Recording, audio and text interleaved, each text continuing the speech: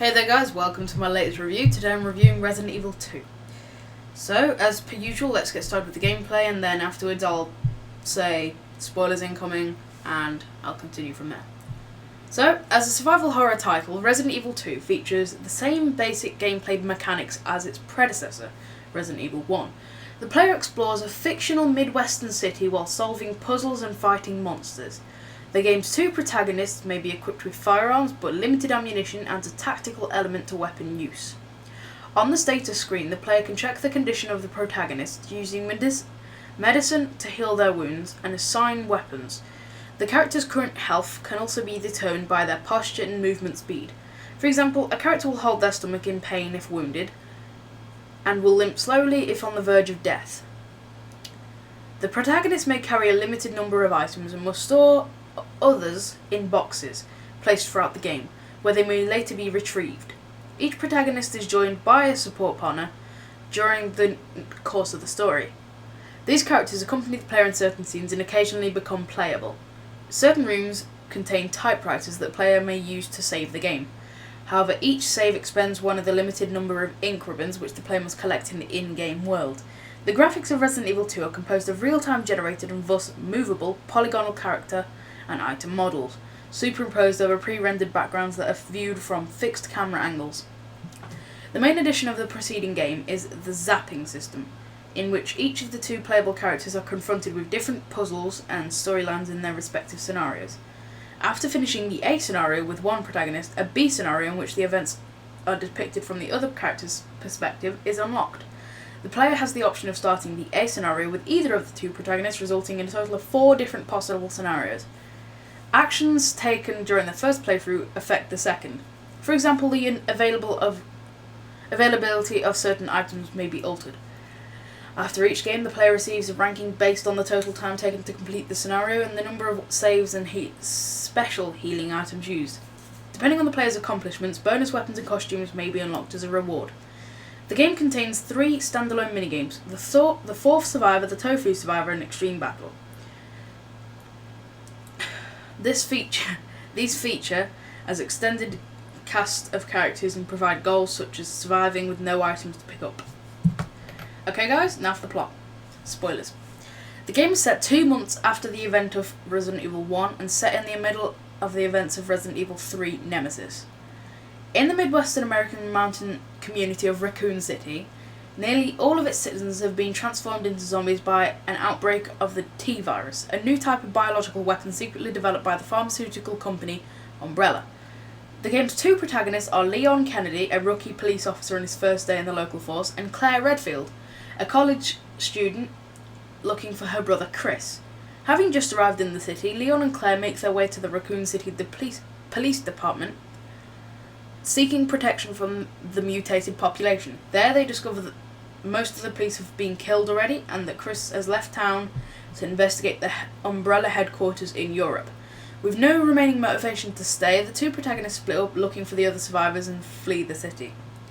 While searching for an escape route, Claire meets a little girl named Sherry, who is on the run from an unknown creature, and Leon encounters Ada Wong, who claims to be looking for her boyfriend John, an Umbrella researcher. It is revealed that Leon's superior officer, Raccoon City Police Chief Brian Irons, had been bribed by Umbrella to hide evidence of the company's experiments in the outskirts of the city. He has also concealed their development of the new G-virus, an agent capable of mutating a human into the ultimate bioweapon. Irons tries to murder Claire but is killed by a G-virus mutant in the police department.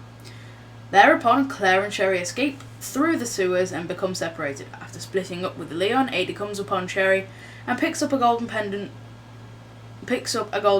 the girl loses while running away. Further in the sewers, Ada reluctantly teams up with Leon again after he insists on his duty to protect her. They encounter a middle-aged woman who fires at Ada, but Leon dives between them and takes a bullet himself. Ada ignores the unconscious Leon and follows the woman, who reveals herself to be Sherry's mother, Annette, and the wife of William Birkin, the Umbrella scientist who created the G-virus. In an attempt to protect his life's work from special agents sent by the Umbrella headquarters, He injected himself with a virus which turned him into a malformed creature that is now chasing Sherry. Annette recognises her daughter's pendant and attempts to take it from Ada. A fight ensues, during which Annette is thrown over a railing.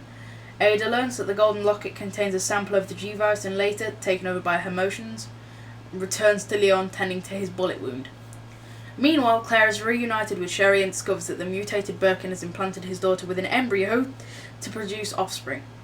Creepy. Leon, Ada, Claire and Sherry advance through an abandoned factory connected to Umbrella's secret underground research facility. An attack by Birkin leaves Ada heavily wounded and Leon explores the laboratory to find something to treat her wounds. He is interrupted by a psychotic Annette, who explains to him that Ada's relationship with John was only a means of getting information about Umbrella. Ada is the spy sent to steal the G-Virus for an unknown organisation. Just as Annette is about to shoot Leon, a tyrant monster appears and she is forced to retreat. Ada returns to save Leon and defeats the tyrant, seemingly at the cost of her own life. Meanwhile, Annette tries to escape with another sample of the G-Virus, but is fatally wounded by her mutated husband. However, before she dies, she tells Claire how to create a vaccine that will stop mutations caused by the embryo within Sherry. After preparing the cure, Leon and Claire reunite at the emergency escape train and inject Sherry with a vaccine which saves her life. Birkin, now mutated into a large agglomeration, I don't even know why I used that word, of teeth, follows them, but is destroyed when a self-destruct system causes the train to explode. After escaping from the city with Sherry, Leon intends to take down Umbrella, while Claire continues to search for her brother. Ada is implied to have survived and have made away with the G-Virus in the pendant. The minigame The Fourth Survivor depicts the successful G-Virus retrieval mission of Hunk, one of the special agents sent by Umbrella. The Tofu Survivor and Extreme Battle are standalone missions that are unconnected to the plot of the game.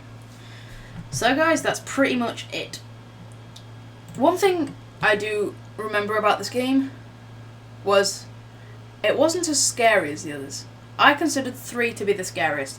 I used to have 3 when I was like literally about 6, 7.